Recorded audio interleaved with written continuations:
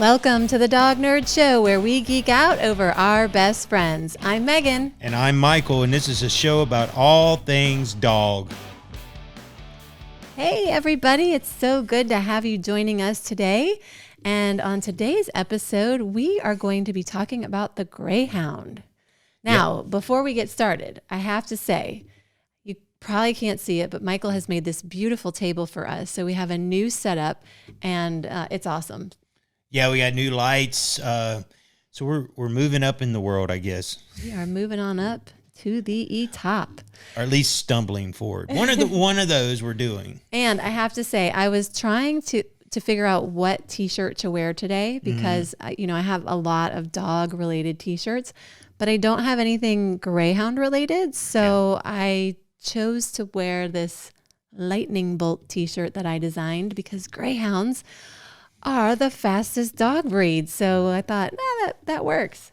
So we have a great interview with Rea and Brian and their rescued Greyhound Lucy.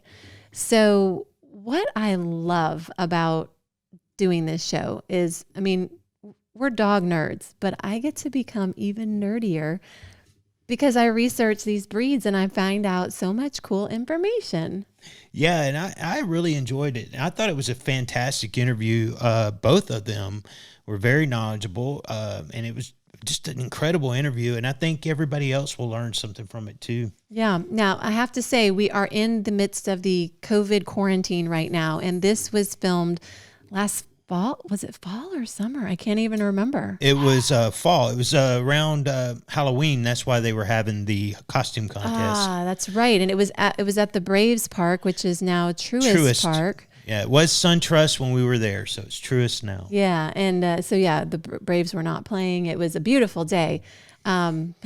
Back in the days when we weren't stuck inside and we couldn't be around crowds. So hopefully you can enjoy this episode while we are all quarantined. But some of the cool things that I found out about the Greyhound, I am going to quote what the American Kennel Club says about them because it's really interesting. Greyhounds are the essence of the dog breeder's credo, form follows function. From the narrow aerodynamic skull to the shock-absorbing pads of the feet, Greyhounds are perfectly constructed for high-speed pursuit. The lean beauty of the Greyhound, the quote, inverted S shape created by the deep chest curving gently into a tightly tucked waist, has been an object of fascination for artists, poets, and kings for as long as human beings have called themselves civilized. Greyhounds are the template from which other coursing hounds have been struck. Yeah, Greyhounds to me just look fast. Like when you see one, you're like, that dog can run. I can just tell, and it's standing still, and there's that's a fast dog. Yeah, and I guess they're so lean, and their bones look small and delicate. So I would guess that helps keep them fast. But it just is such really is an elegant and regal breed. And they don't have a lot of health issues, which I don't know why I would be surprised about that, but they really, you have to be careful about bloat. So any dogs that have a deep chest tend to be larger breeds, but they can get bloat and torsion, I think it's called. And that's when they eat, it generally happens when they eat quickly and they get air in their bellies and the belly can actually twist on itself. Oh, that sounds painful. Yeah, and very dangerous, like deadly. So that means go to the emergency vet and you have to have surgery to fix it. Oh, man. Yeah, so in saying that, that is a big health consideration and something that you probably want to look into some slow feed dog bowls. We have those for our guys, and even though that's not a risk for our guys, they eat really fast because they love their food. Vacuum cleaners. Yes. So a slow feed bowl is something that has helped us. Another kind of DIY tip is that some people will take a muffin tin, like a muffin pan, and they'll put the food in the little spots for muffins and feed dogs that way. So that would be a tip for a Greyhound owner. Yeah. Yeah. And if you have Greyhounds, let us know how you feed your dog so that you can avoid bloat. Just drop us a comment. That would be great. So these are sighthounds. Really? I don't think a greyhound, well, it's in the name greyhound, but I usually think of hounds as on a porch somewhere and going coon hunting or something, but. Well, there are sighthounds and scent hounds. So a bloodhound would be using its nose and all of its folds to get the scent and its ears, while the greyhound is just going to use its eyes. So it is a hound that hunts. Yeah. Wow. Yeah, they hunt small vermin. So they're also very independent. So they are meant to go after that critter. They're not going to look back at you and go, "Am I doing it right, Dad?" Or is this? Oh, so they're self-starters, huh? Yeah. They're going to take off, and they're not going to stop until they catch what they're after. Oh, okay, that's interesting. Makes sense, and they're probably pretty good at it too, because they're faster than anything else out there. Well, and they're super fast. Their vision obviously is incredible. And with all of that said, that means that you really have got to be careful when you have your greyhounds out, because if they see something, if there's not a fence or a leash. So they're definitely on leash, and if you have them in the backyard, yard needs to be fenced. Yeah. Because what you're saying is they're gonna see something. They're not gonna ask your permission, and they're gonna go after it till they catch it. So yeah.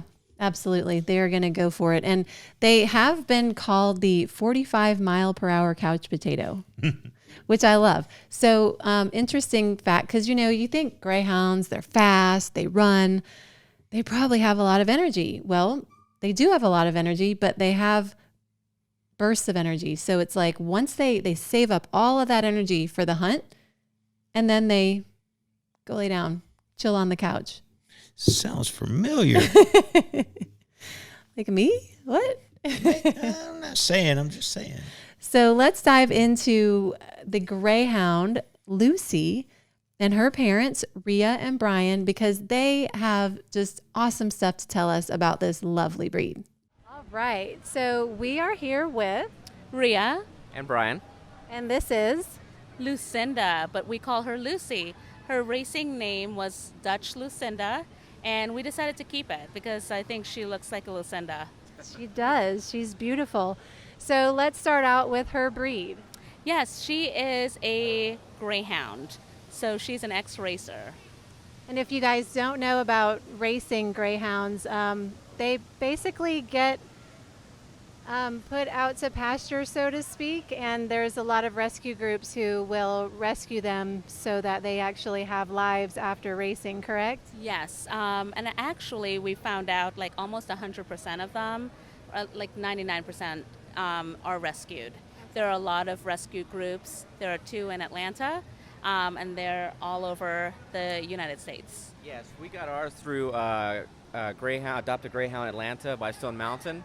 There's also one called Sega with the Southeastern Greyhound Association. They're usually at the Marietta Square every Saturday with their greyhounds to bring about awareness. That's awesome. So most of them do actually get adopted out. Oh, yeah. Yes, definitely. And they're very helpful, too. So after we adopt them or her, when we leave, they will check up on us. They'll be accessible almost daily because adopting an ex-racer, you have a lot of questions. They come with a lot of anxiety. They're scared to walk up stairs or hardwood floors. So being able to call them on a daily basis and have them help me out through this process was very helpful. And even though we adopted her from Adopted Greyhound Atlanta, Sega has been really helpful as well. Oh, that's great. It doesn't matter where you adopt them, they will help you out. And that is something that those of us who don't have this type of dog from this situation don't understand is they don't know how to walk upstairs, or they're not used to certain textures under their feet. Exactly, yes. When we first brought her home, we have a 3-story townhome, and she will not go up the stairs the first day. We brought her home on a Sunday, and we've been wanting a greyhound for 6 years. And we lived in a high-rise, and we didn't think it was going to be fair for us to adopt a greyhound and living in a high-rise condo. And we finally bought a townhome this year, and we finally made a decision to adopt her. So we brought her home, and she will not go up the stairs. So we had to keep her in the downstairs basement, and for that one night, we slept in an air mattress, and she slept on her bed, and then in the middle of the night, she got up and got in our bed. Yeah, she was the sweetest thing. So it didn't take her long? No, it did not take her long. And on the second day, my husband and I, we got her up to the second floor. And then on the third day, we got her to the third floor. So how long did it take her before she was like, I can do this by myself? Actually, just like 2 days. Yeah. I mean, we were going to try to do a floor a day, but by the second day, she was going up to the third floor. So. Yeah. That's awesome. Yeah. We got really lucky with her. She actually chose us. So we had about 7 dogs to choose from, I think. It was about 6 or 7. And I saw this beautiful black and white one, which, of course, he was huge and his markings were beautiful. But Lucinda just kept coming around us and my husband, and she wouldn't leave our side. And I had to be fair, and I was like, we need to go with the one that chooses us. And then come to find out, after we adopted her, we found out that the black greyhounds are the least to get adopted. And people that aren't familiar with black dog syndrome, most black dogs are the last to go because they don't look quote unquote pretty enough, or they don't have any markings. So Yes. she got doubly lucky. I know, we got lucky too. Yeah. She is beautiful. So is this your first greyhound then? So it's our first pet. Yes. Yes. I mean, we had pets growing up, but as adults, being on our own, this is our first pet to take care of. We don't have any kids as well. Okay.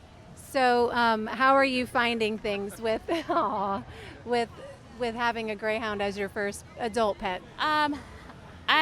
She's changed our lives, and it's like amazing. I don't know if like my husband can speak to it, but before it was just him and I, and we would sit on the couch on the weekends or even after work, and now like she has us laughing a lot.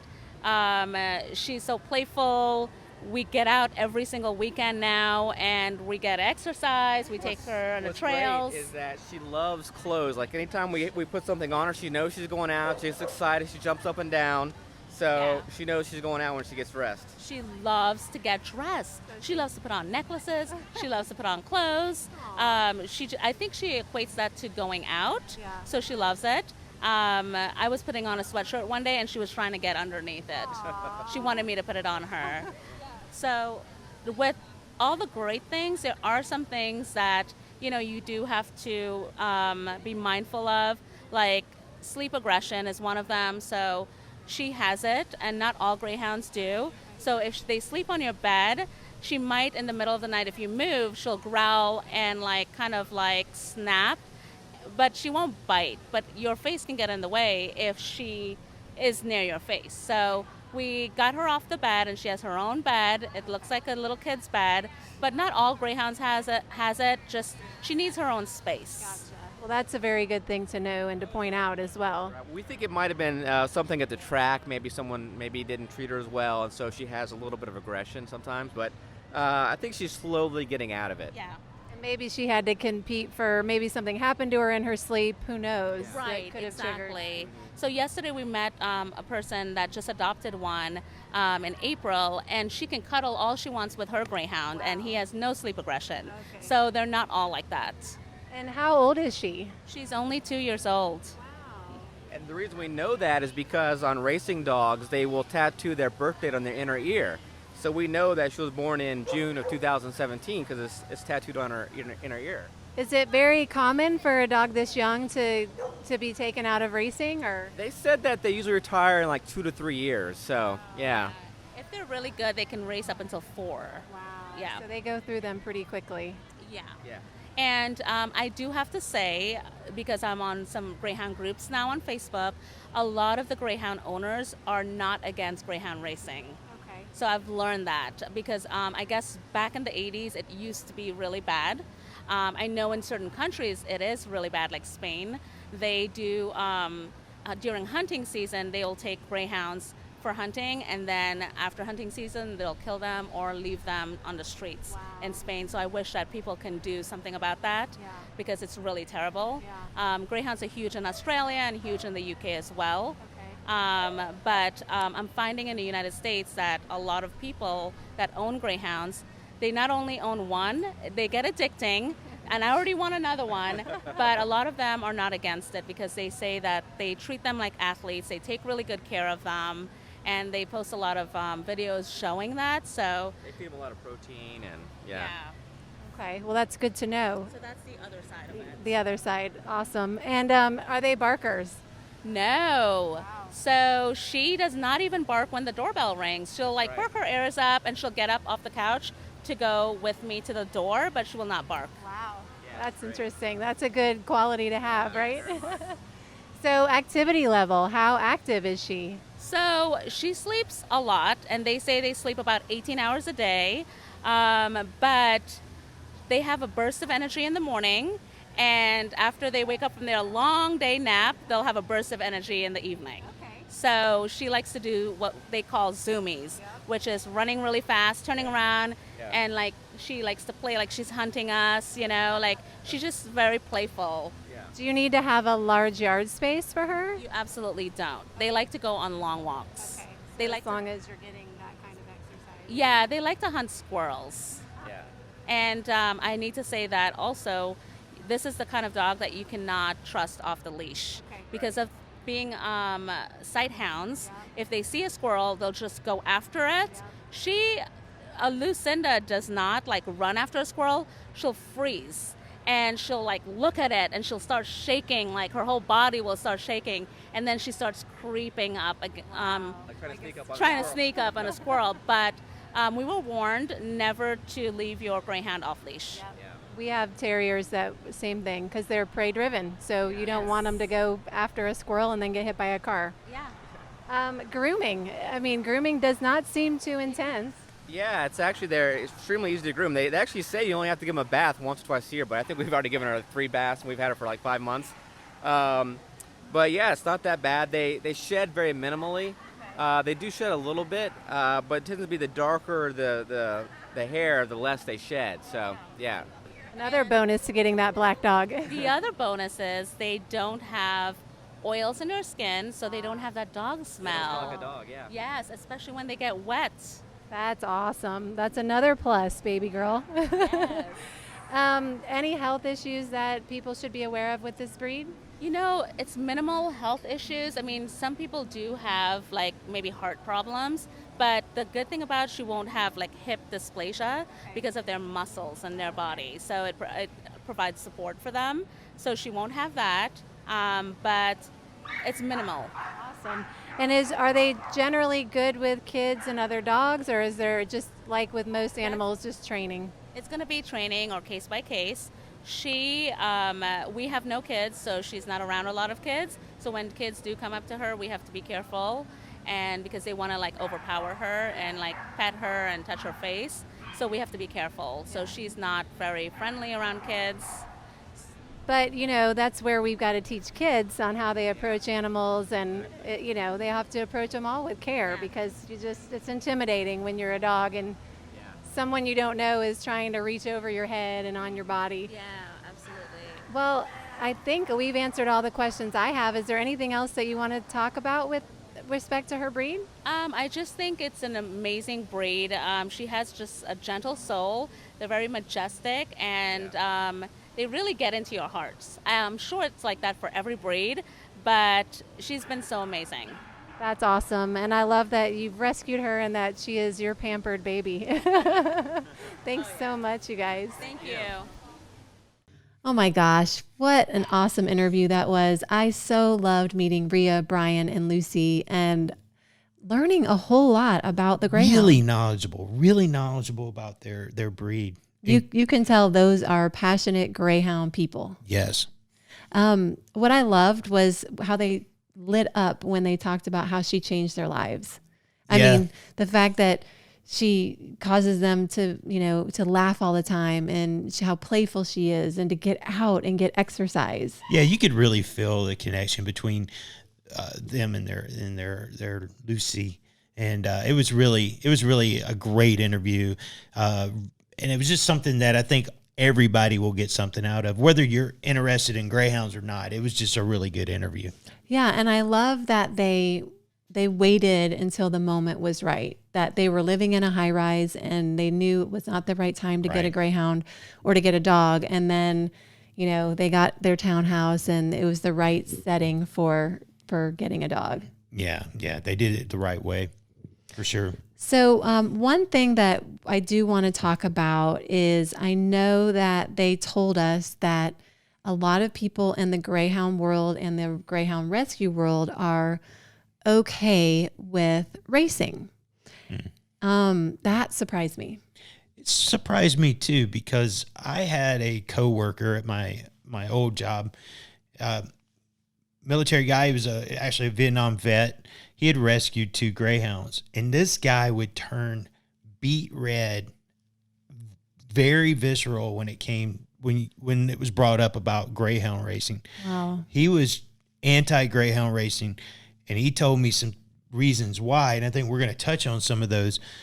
And I just thought that was kind of the consensus across everyone that was in the rescue world with greyhounds, but maybe it's not. I know. I thought so too. I thought, well, the people who rescue greyhounds probably don't like dog racing, and I'm surprised to find that. But in my research, I did find that to be true. So, what were some of the things that he told you that just kind of boiled his blood so much? Well, that they would only view the dogs as a commodity or a means to an end.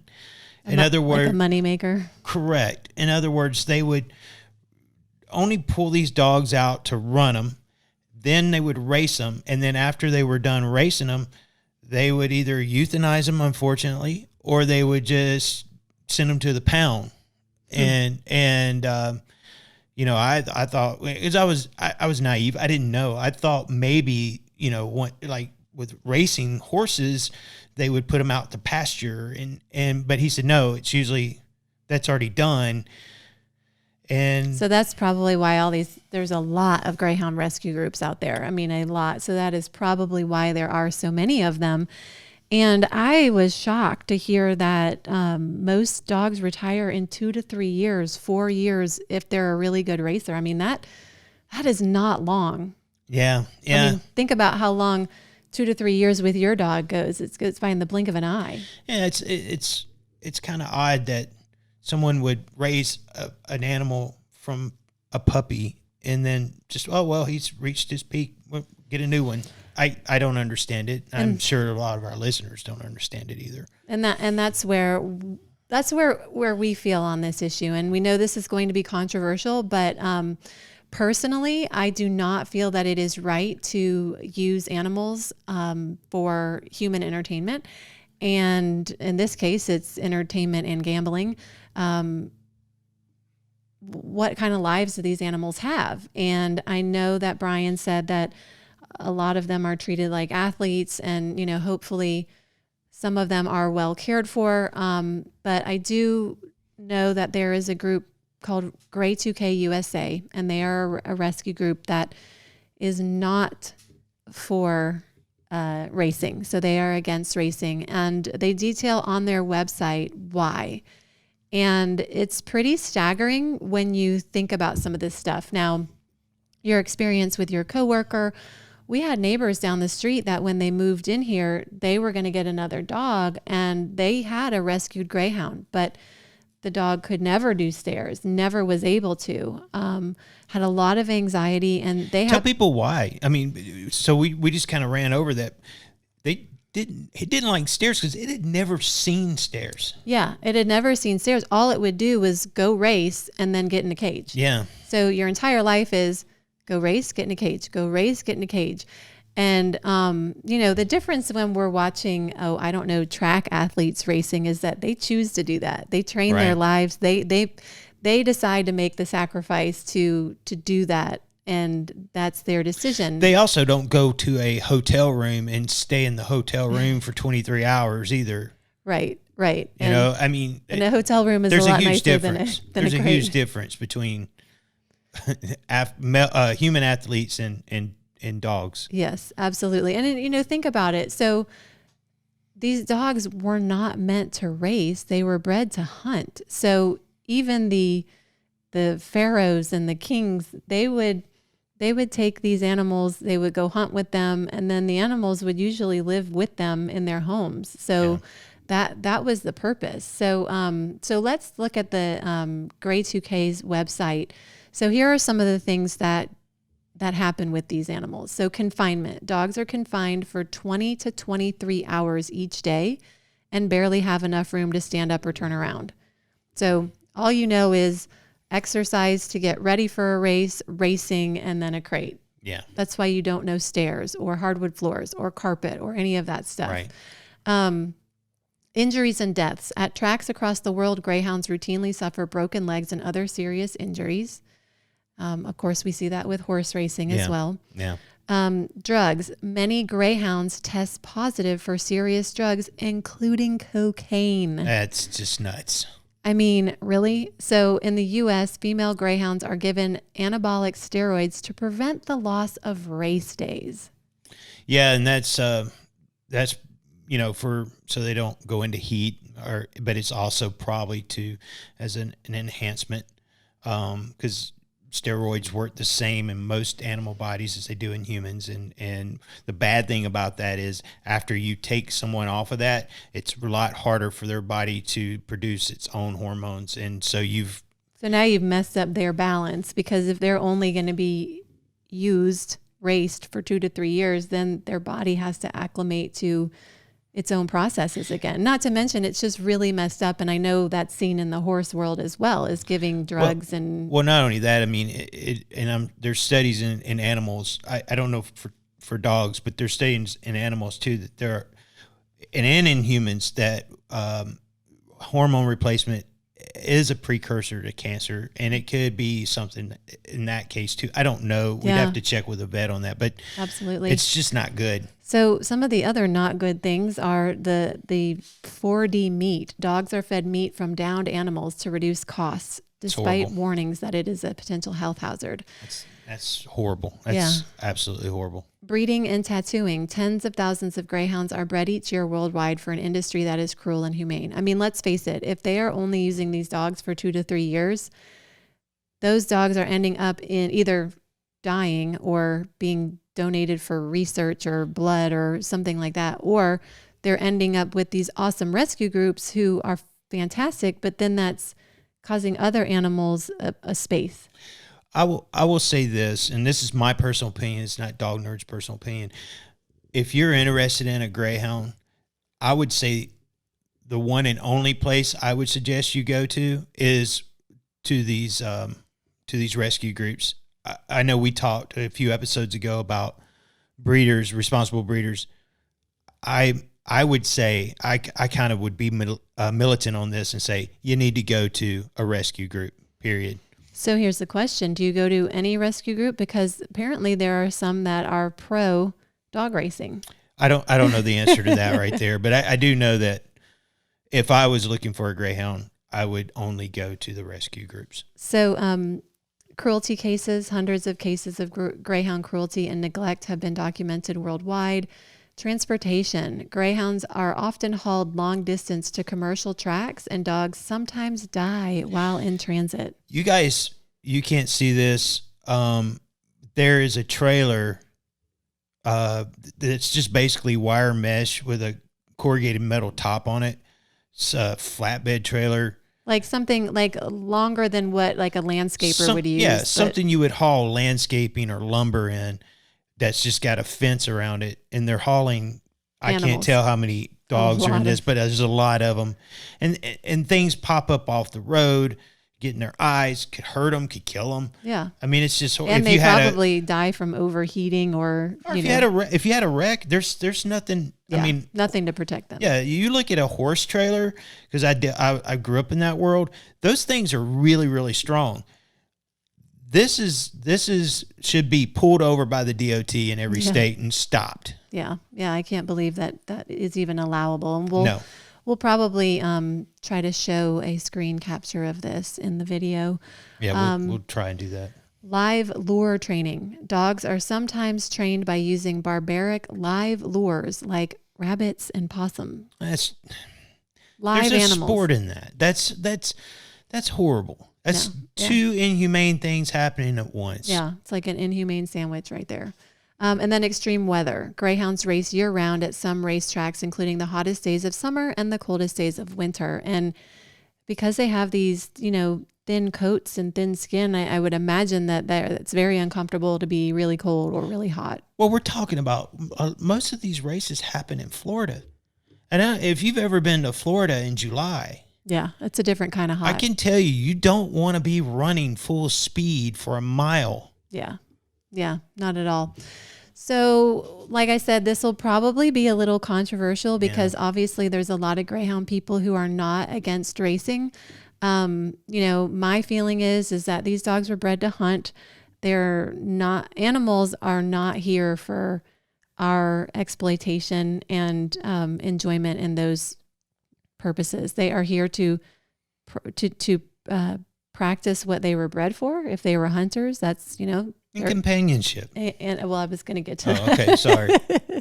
Jumped all over you. I know, but then that's the big thing is companionship. I mean, these animals, they want to be with their people. And, I know it's controversial, but think about these animals that are relegated to 2 to 3 years of this life. And then, let's just have, somebody else take care of the problem. And, we already have an overpopulation of the pet population.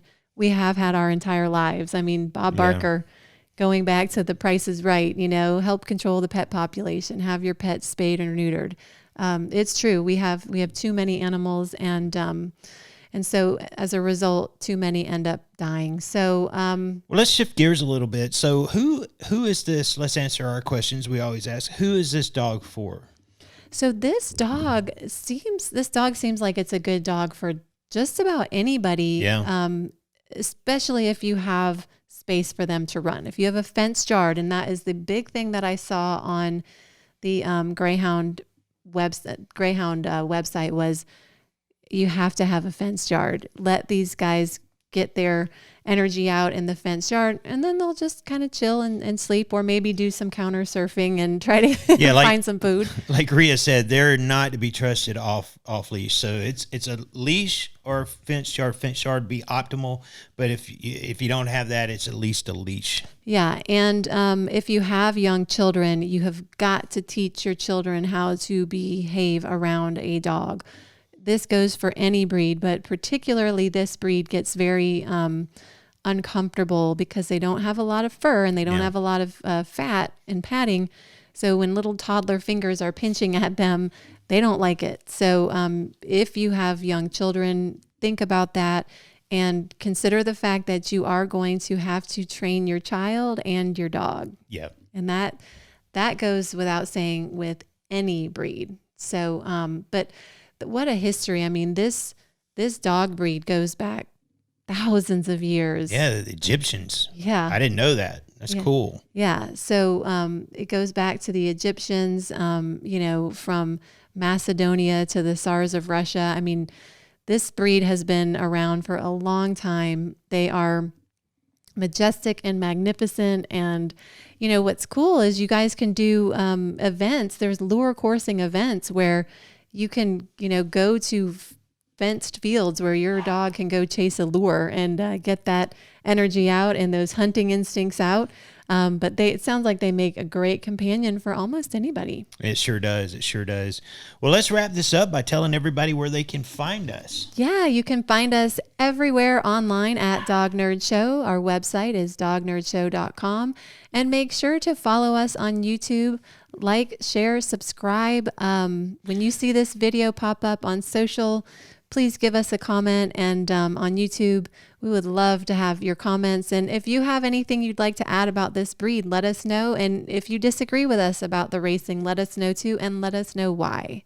Absolutely. And don't forget to hit that notification bell. And like I said, we're happy to do this, and we're excited about our new surroundings. Also, we're putting out content for podcast every 2 weeks.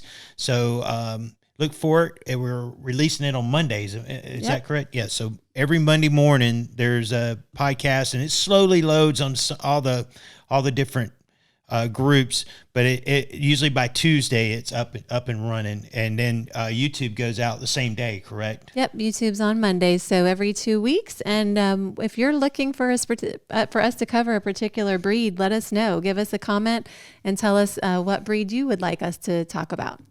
All right. Well, until next time, folks, it's been a pleasure. Talk to you soon. Bye. Bye.